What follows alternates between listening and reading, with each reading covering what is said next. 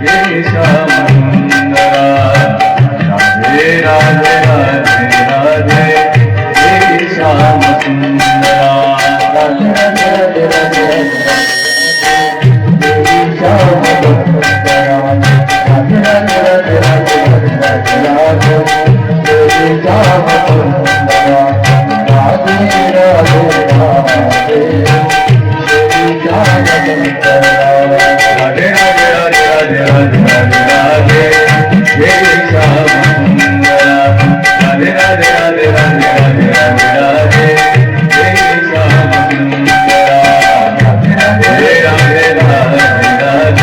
हे श्याम सुंदरा राधे राधे राधे राधे हे श्याम सुंदरा राधे राधे राधे राधे राधे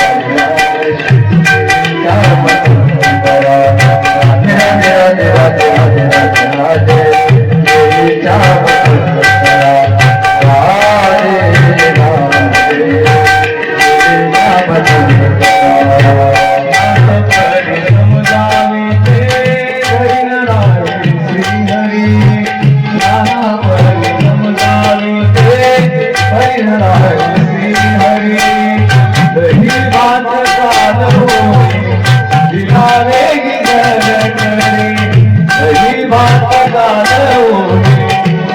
राधे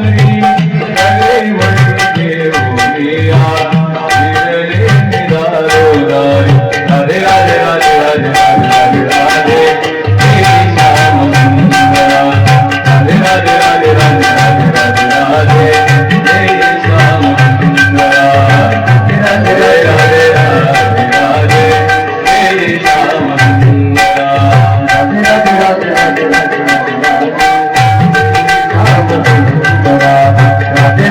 राधे राधे राधे राधे राधे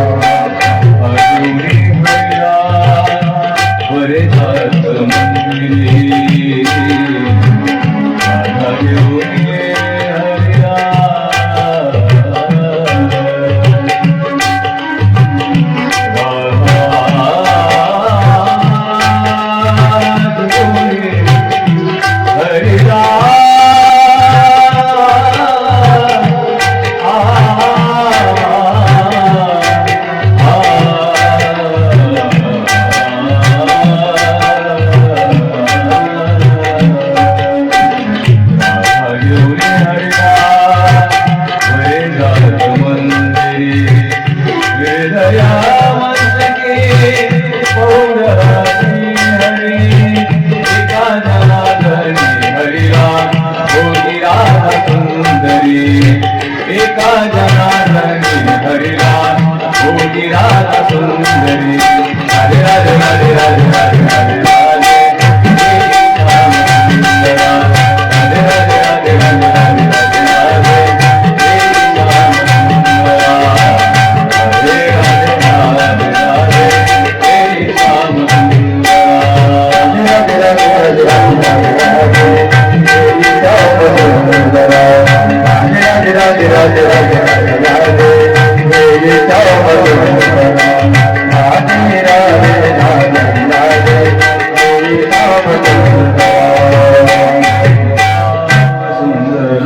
श्याम जीवाचा उद्धार करणाऱ्या सर्व साधू संतांच्या चरणावरती नतमस्तक होऊन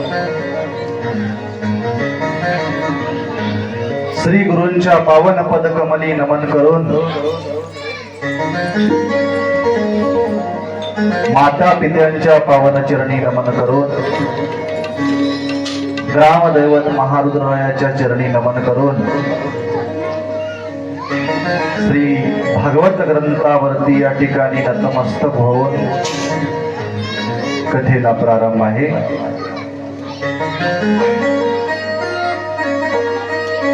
साधू संतांच्या पवित्र कृपा आशीर्वादाने चालत असलेला हा अखंड हरिनाम सप्ताहातील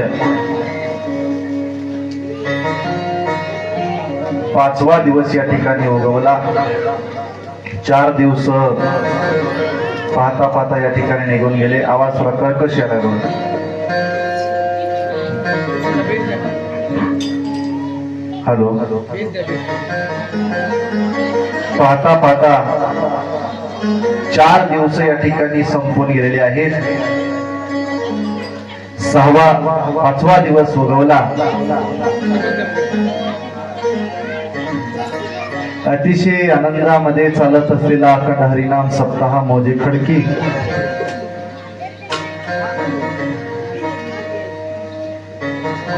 काहीतरी भगवंताची कृपा आहे. गाव एवढं छोटा असून सुद्धा एवढा मोठा भव्य दिव्य उत्सव या ठिकाणी आपण चालू केलेला आहे. सप्ताहाचं वर्णन दिवसेदिवस रोज रोज रोज रोज रोज रोज महाराज करत असतील. आता सप्ताहाबद्दल आणि गावाबद्दल न बोलता आपल्या थेट अनुसंधानाकडे आपण जाऊया.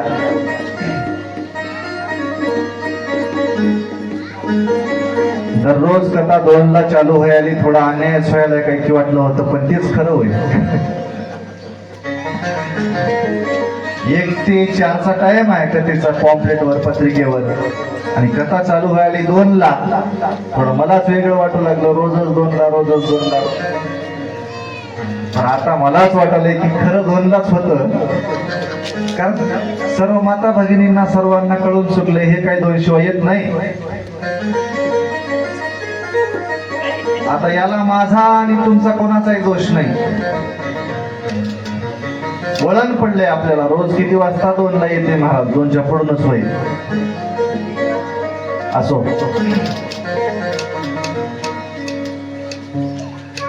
आनंदानं या ठिकाणी सर्व ग्रामस्थ मंडळी दिवसेंदिवस आपल्या आनंदामध्ये बहर होत आहे, वाढत आहे. पौर्णिमेच्या चंद्राप्रमाणे परमार्थ वाढत जावा. परमार्थाला जसा पौर्णिमेचा चंद्र, पौर्णिमा जवळ जवळ जवळ आली की कला धारण करतो. एक एक कला, एक एक कला, एक एक कला.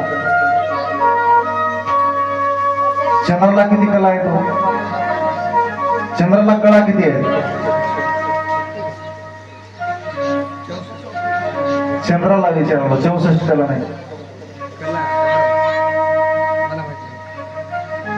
चंद्राला 16 कला आहेत. 16.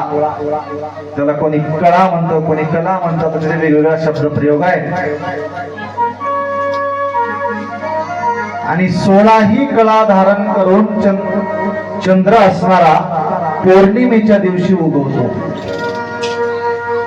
आणि अगोदर या सर्व एक एक कला धारण करतो, म्हणजे त्याचं रूप मोठं होत मोठं होत मोठं होत जातं. तसंच या ठिकाणी आपल्या अखंड हरिनाम सप्त्याचा आहे. दिवसेंदिवस 4 माणसं वाढालेत. दररोज सकाळ संध्याकाळ अन्नदान आहे. आणि काय अन्नदान आहे ते मी जेवायला नाही, पण रोज बघालो मंदिरात गेले की तिथं आधी दर्शन करताना चक दिसते. जेवायला नसल्यानं काय व्हायलंय ते आमची जिथं थांबतात ती आई आम्हाला म्हणली, महाराज कधी जेवता? मी म्हणलो 7 दिवसाचं एकाच दिवशी जेवतो मी कुंभकर्णावणी. 7व्या दिवशी जेवतो म्हणलो, काही हरकत नाही. अलीकडे पलीकडे जेवू शकतो बरं काय, तसं काय नियमाचा महाराज नाही मी. खरंच गेली नाही तर महाराज 6 दिवस जेवतच नाही माणसाला. एका दिवशी लागली भूक तर जेवल मी, काय म्हणता येईल. दररोज अन्नदान चालू आहे. निष्ठान्न आहेत, पंचपक्वान आहेत, नाना प्रकारचं भोजन आहे. पण भजनी का सुकालेत ना. तर भजनीच्या चेहऱ्यावर थोडस पडल्यासारखं वाटायला. बघत जा थोडं नियोजक मंडळी यांच्याकडे. आमच्या गणेश महाराजचा चेहरा आल्या पडल्यासारखा दिसला. त्यासाठी म्हणालो विनोदाचा भाग सोडा. सगळ्यात सुंदर नियोजन आहे. म्हणजे मी काही नाही असं म्हणाल नाही, ते सोय चांगली आहे त्याची. आणि नसली तरी सांगतील ना ते तुम्हाला एकांतामध्ये सांगून. हे माईक मध्ये सांगायची काय गरज आहे का?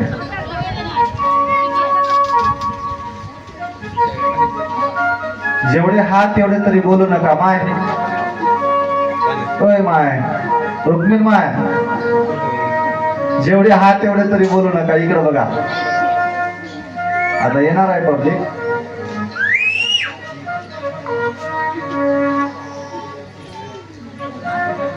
रोज अन्नदान घालावं, रोज अन्नदान घालावं. 4 तरी पत्र उडवावे, 4 तरी पत्र उडवावे, 4 तरी घास अन्नदान करावं.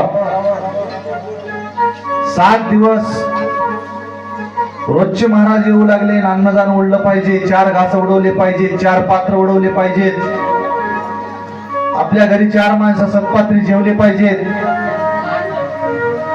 असं रोज महाराज सांगू लागले. महाराज रोज सांगू लागले. एका दिवशी एका माईने विचार केला, महाराज रोजच बोंबलालय म्हणले, 4 तरी पात्र उडवाव, 4 तरी घास उडवाव, 4 तरी पात्र उडवाव, 4 तरी घास उडवाव.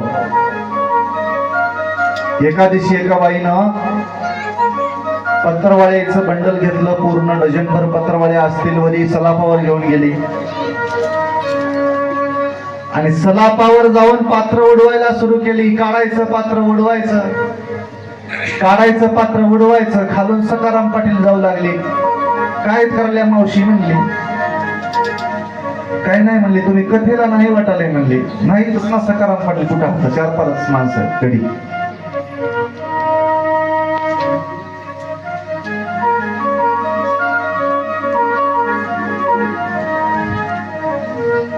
महाराजांनी सांगितलंय म्हणले कथेमध्ये, तुम्ही कथा ऐकायला एकही दिवशी दिसणार झाल्या म्हणून तुम्हाला कळालं नाही म्हणले मी काय करालो, काय करतात. महाराजांना कथेमध्ये सांगितलंय आपल्या घरी 4 तरी पात्र उडवाव. किती उडवाव?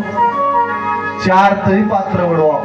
मग महाराजांना 4 सांगलेत म्हणले, मी 40चं बंडल आणला म्हणले उडवायला. धर पात्र उडवाले, चला पाहून धर पात्र फेकाले, धर पात्र उडवाले. अशीच हुशार दुसरी मावशी गणेश महाराज, आता इथून पुढे आपण वाढीला गेला. अशीच हुशार दुसरी मावशी, तिनं म्हणली महाराजांना 4 तरी घास अन्न उडवायला सांगितलं. हिनं टोपलंभर खिचडी करून सलापावर घेऊन गेली आणि धरायचा घास फेकायचा, धरायचा. तीच सकाराम पाटील जरा पुढे आले, तो खिचडी फेकाले. तिला विचारले महाराजांना सांगितलंय 4 तरी घास अन्न उडवाव, 4 तरी घास अन्न उडवाव. 4 तरी घास अन्न उडवाव म्हणजे नेमकं सलापावर जाऊन उधळाव म्हणले नाहीत त्यांनी, उडवाव म्हणले.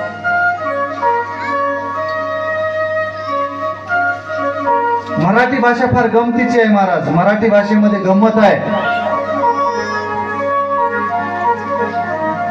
आपण सहज म्हणतो आमच्या दारामध्ये कधी तांब्यावर पाणी सांडवायला येशील ना. काही काही सोयरे तुम्हाला सांगतो सॉक्सवाले असतात. आमच्या गणेश महाराज सॉक्सवाले, ते कशाला तुमचं तांब्यावर पाणी सांडतील, सरळ घरामध्ये येतात. तांब्यावर पाणी सांडवणं म्हणजे कधीतरी आमच्या घरला तुम्ही यावं, त्याचा अर्थ तसा होतो. काही गोष्टी शब्दाच्या अर्थानं घ्यायच्या नसतात महाराज, शब्द अर्थानं घ्यायच्या नाही. काही गोष्टी त्याचा लक्षांश काय आहे, तिच्यामध्ये गुपित अर्थ काय दडलाय हे घ्यायचं असतं. असंच कथेमध्ये एक मावशी लेकरू घेऊन आली आणि ते लेकरू तुम्हाला म्हणाल नाही, तिकडल्या कथेतलं सांगायला मी आमच्या दुसरीकडल्या. ते लेकरू पचपच करू लागलं, हिंदी करू लागलं. लेकरू ते किती वडलं तरी राहत नाही मावशी, त्याला खेळू द्या. कथेमध्ये विक्षेप आणू लागलं. आईनं हात धरून वळली तरी बसना, कशा आरोळ्या मारू लागलं तरी बसना. आई म्हणली बाळा गप बस रे. ऐकलं नाही महाराज, हाताला धरून कुच केली जरा करा तरी ऐकलं नाही. पुन्हा म्हणली तुला सांगालो इथं मर, उड्या मारू नको, इथं मर. आता इथं मर म्हणल्यानंतर लक्षात घ्या, त्या आईच्या शब्दाच्या पाठीमागा अर्थ इथं मर असा असतो काय.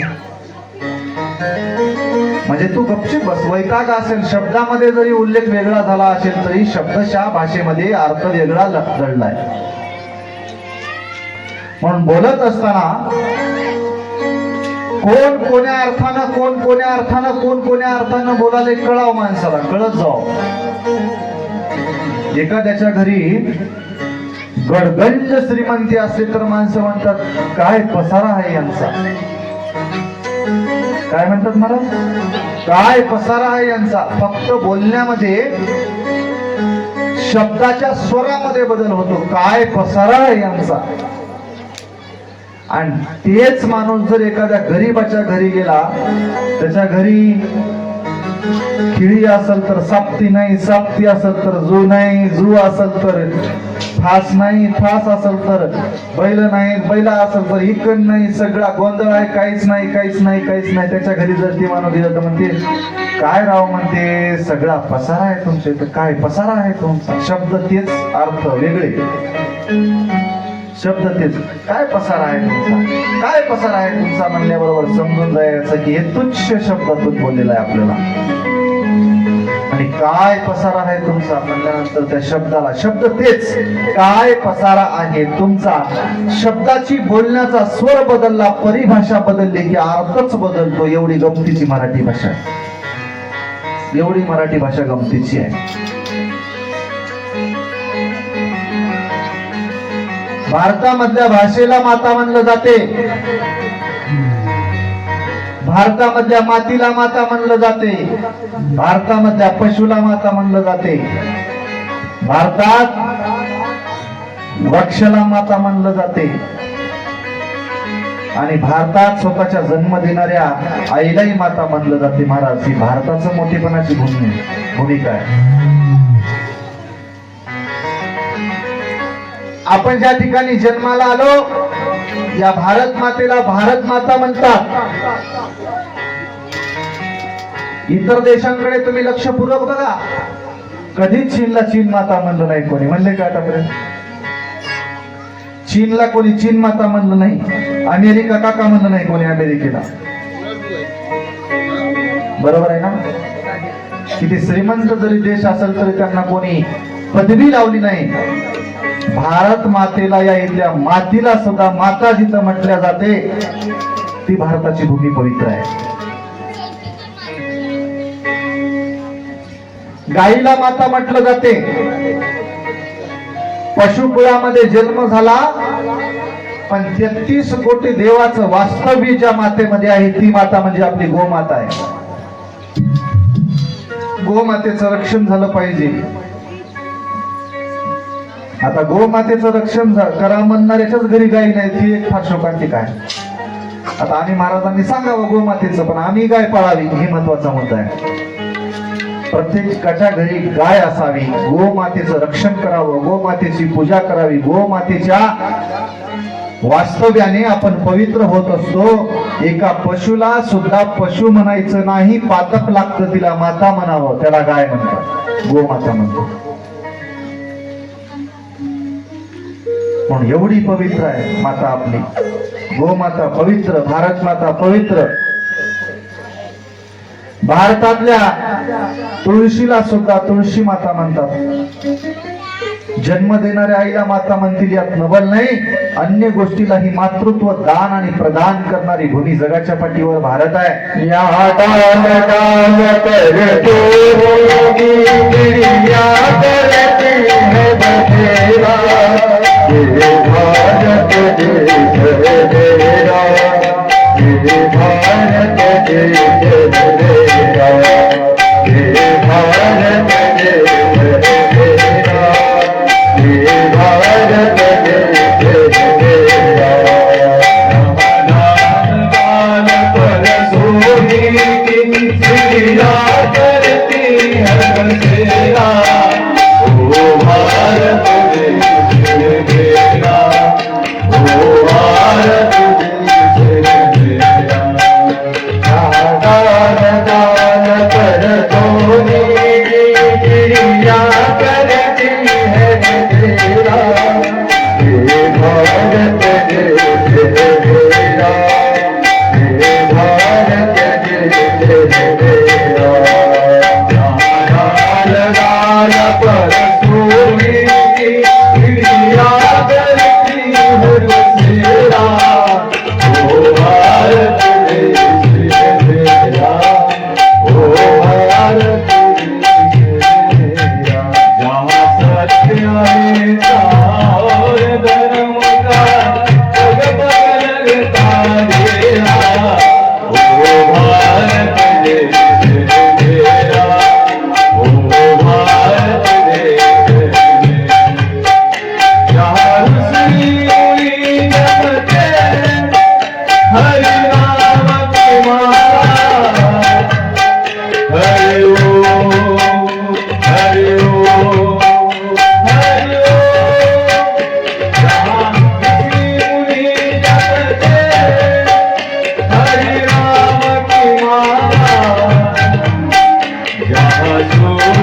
सबसे पहले सारे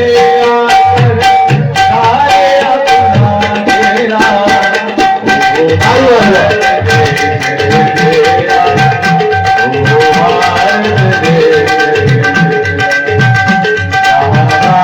लाल पर पूरी की सिया करती है बसेरा ओ भारत देश तेरा ओ भारत देश तेरा हे भारत हे भारत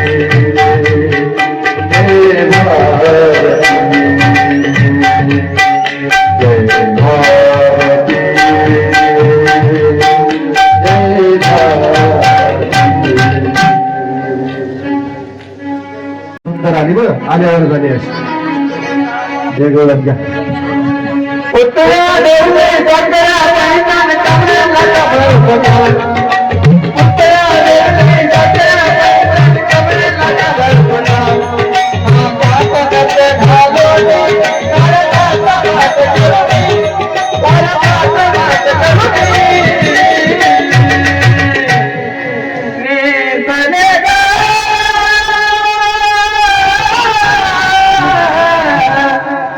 ने बनेगा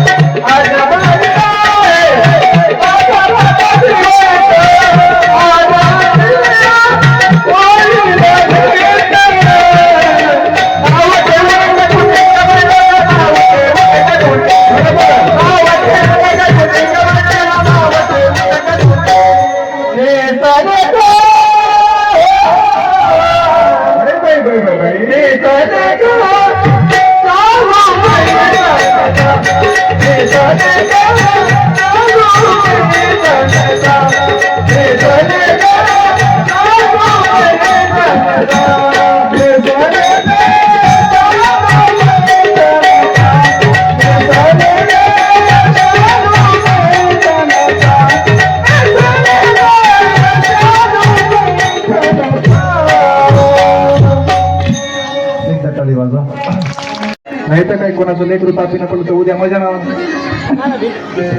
सांभाळून थोडं थोडस मला दे ग त्याच्यात त्याला हातामध्ये आणि किती सुंदर किती सुंदर किती खरंच सुंदर आहे बरं कृष्ण आजचा कृष्णाचं टाळ्या वाजवा एकदा काय सुंदर तुझं बाळ आहे आणि थोडस घेऊन मी फिरते मग पुतना मावशी या ठिकाणी इकडं तिकडे इकडं तिकडे इकडं तिकडं बघली कोणी माणूस दिसना गेलं आता या विषामध्ये या स्तनामध्ये या ठिकाणी पूर्ण विष भरून आली होती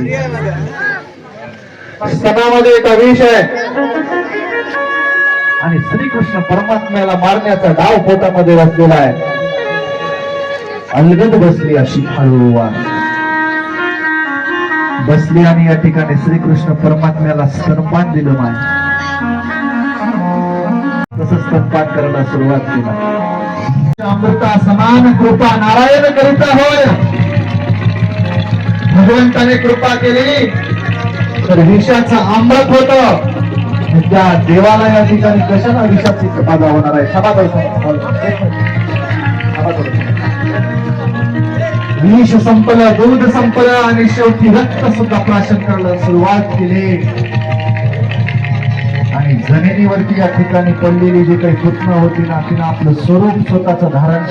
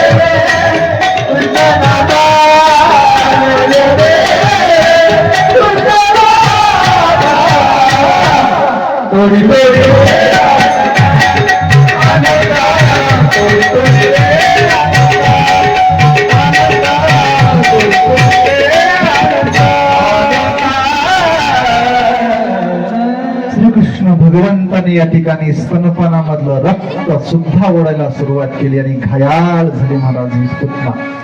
किती वेळ ठेवायचंय पुतनेला. उचला. पुतना मृत्यू पावली आणि पुतनेचं शरीर या ठिकाणी सर्व गोकुळवासियांनी काढलं, बाजूला नेलं. हळूहळू आवर कंबर भरून पुतनेची दुसऱ्या कधीच पुतना हेच लागते आम्हाला. आता लक्ष द्या, एक लक्षपूर्वक आहे का. पुतणीचा मृत्यू झाला पण राक्षसीन असणारी पुतना सुद्धा तिच्या सर्व अंगाचा या ठिकाणी असा सुगंध येऊ लागला महाराज. तिची चिता पेटवली तेव्हा जसा चंदनाचा सुगंध यावा तसा पुतणीच्या सर्व अंगाचा राक्षसीन असून सुद्धा का तर भगवान श्रीकृष्णाचा स्पर्श तिच्या शरीराला झाला होता. आणि पुतणीच्या शरीरामध्ये अंतरात्मा जो होता त्या जीवाला या ठिकाणी भगवंताने मुक्ती प्रदान केली.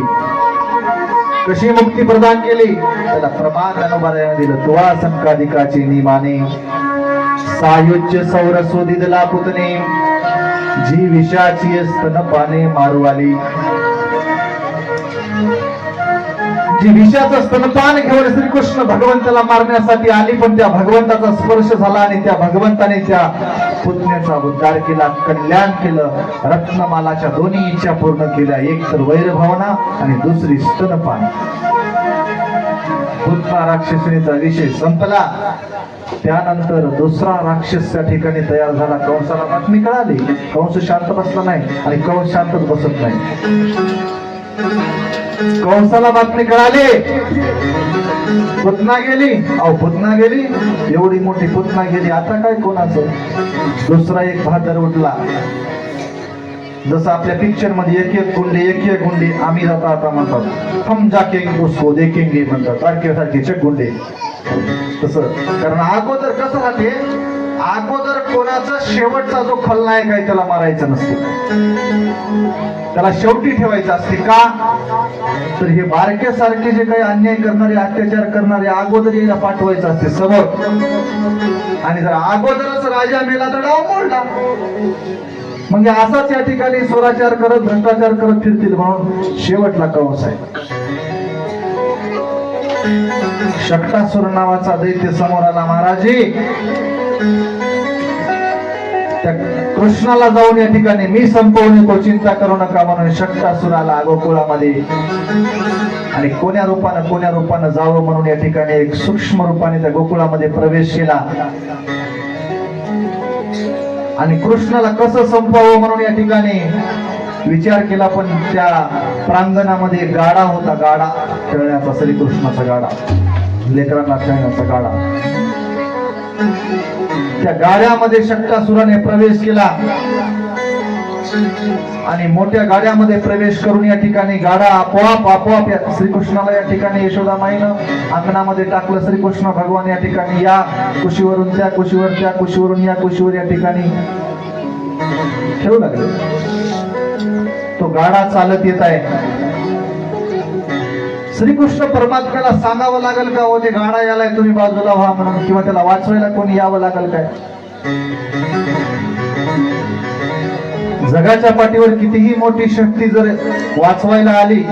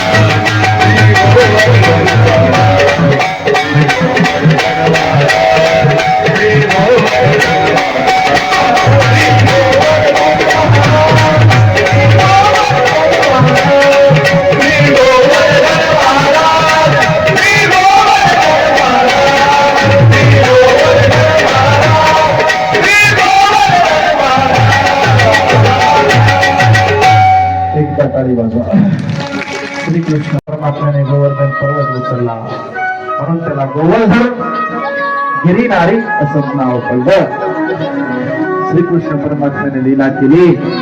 अखंड होणारा पाऊस 7 दिवस ऋतूमध्ये पडू लागला. शेवटी इंद्राला कळालं की श्रीकृष्ण भगवान आहे, की जगाचं पालन करणारा विधाता आहे, की तर माझा डाव संपन्न होणार नाही, माझं काही चालणार नाही. म्हणून या ठिकाणी इंद्रदेवाला त्याचा गर्वाचा अहंकार गेला आणि ऑटोमॅटिक सगळं पाणी थांबलं. महाराज वातावरण शांत झालं. वातावरण शांत झालं. भगवंताने लीला केल्या. सगळ्या गोपाळांना, सगळ्या गोकुळवासियांना कळालं की हा सामान्य कोणी नाही. महाराज घ्या खाली. आता 7 दिवस झाले. सामान्य कोणी